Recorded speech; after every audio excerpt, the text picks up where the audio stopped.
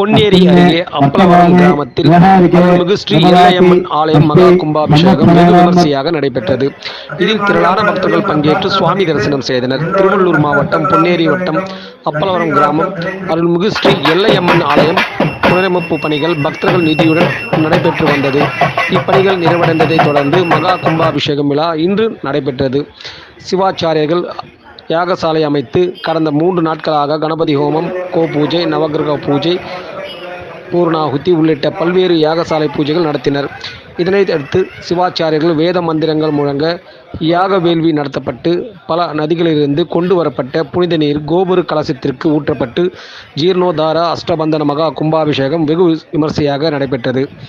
இதனையடுத்து அங்கு கூடியிருந்த நூற்றுக்கணக்கான பக்தர்கள் மீது புனித நீர் தெளிக்கப்பட்டது. பின்னர் ஆலயத்தின் சார்பில் பக்தர்களுக்கு அன்னதான பிரசாதங்களும் வழங்கப்பட்டது. இவ்விழாவில் ஒன்றிய கவுன்சிலர் வெற்றி உள்ளிட்ட சுற்று வட்டார பகுதிகளைச் சேர்ந்த ஏராளமானோர் கலந்து கொண்டனர்.